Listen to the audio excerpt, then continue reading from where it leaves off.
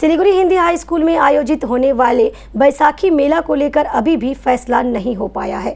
School प्रबंधन समिति और पूर्व छात्रों के बीच अभी भी मतभेद बना हुआ है। सिलीगुड़ी हिंदी हाई स्कूल में बैसाखी मेला को लेकर स्कूल प्रबंधन समिति और पूर्व छात्रों के बीच मतभेद बने रहने के चलते अभी तक मेला कमेटी को अनुमति नहीं मिली है। इसे लेकर शनिवार को सिलीगुड़ी जर्नलिस्ट क्लब में स्कूल प्रबंधन समिति की ओर से एक पत्रकार सम्मेलन का आयोजन किया गया। इस दौरान बताया गया कि छात्रों के साथ मतभेद और नगर निगम से अनुमति नहीं मिलने के चलते ही वे लोग मेला के लिए अनुमति नहीं दे पा रहे हैं। আমরা মালিক না, আমরা স্কুলে কমিটির সদস্যরা আছি আর স্কুলের জন্য ডেভেলপমেন্টের জন্য আমরা কাজ করি। আর আমরা কোনো ইলিগাল কনস্ট্রাকশন করি না।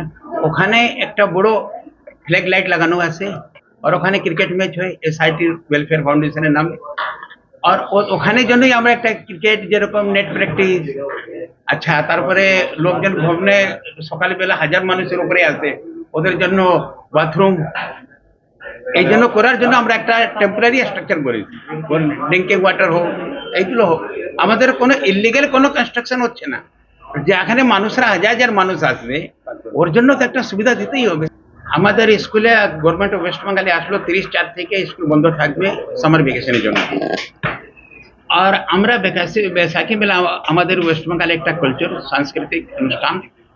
আর স্কুল যখন বন্ধই ছিল তখন আমরা স্কুলের ডেভেলপমেন্টের জন্য बैसाखी মেলাকে কন্ডিশনাল দিলাম, আমাদের পারমিশনটা দিলাম কি আপনাকে মিউনিসিপ্যাল কর্পোরেশন, ফায়ার, পুলিশের পারমিশন লাগবে, তাহলেই আমরা দেব।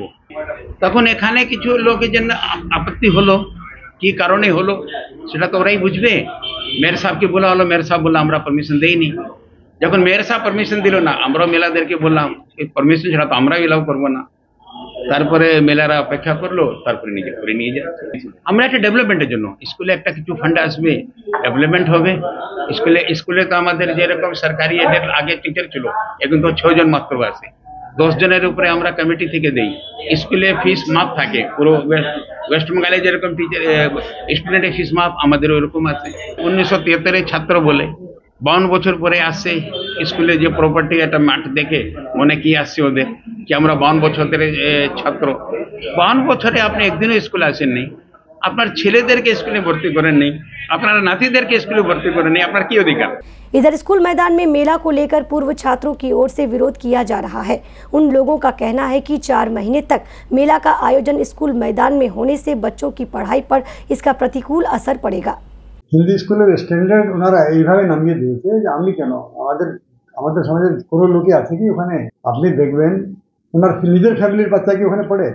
এই কথার উত্তর তো ওনারা দিচ্ছেন না। পুরো স্কুলে সবাই চাঁদা দিয়েছে, শিলিগুড়ি সমাজের সবাই লোক কন্ট্রিবিউশন ছিল, তো তাদেরকে ডেকে একটা জেনারেল মিটিং ডেকেছেন।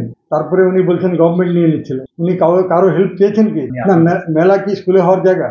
মেলা ওকে দিলেন না যে আপনাদের মেলা সবার অসুবিধা ছিল, মেয়র সাহেব দিলেন না, আমরা আপত্তি করেছি নিশ্চয়ই।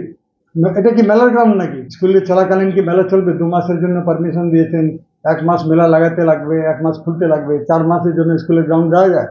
মর্নিং ওয়াক চলছে, স্কুলের বাচ্চারা খেলবে, তো স্কুল গ্রাউন্ডকে এভাবে ইউজ করতে দেওয়া যেতে পারে? স্কুল তো বন্ধ ছিল না। স্কুল দেখেন, স্কুল 1 মাসের জন্য সামার ভ্যাকেশনে বন্ধ হয়, 4 মাস কি বন্ধ হয়? উনি ভুল স্টেটমেন্ট দিচ্ছেন। পড়াশোনা দিয়ে ওনার কোনো ইন্টারেস্ট নেই, ওনারা টাকা ইনকাম করে অন্য কাজে লাগানোর জন্য চেষ্টা করছেন। স্কুলের চিন্তা থাকলে স্কুলে 5,000 ছাত্র হতো। 52 বছরে আমরা বিভিন্ন সংস্থার সঙ্গে যুক্ত আছি, আমরা সব জায়গায় নাক গলানোর দরকার পড়ে না। ওনারা যতদিন ঠিক চালাচ্ছিলেন আমরা মাথামারি করিনি, কিন্তু এখন ওনাদের ভেস্টেড ইন্টারেস্ট হয়েছে, এখন আমাদের মাথামারি করার দরকার আছে।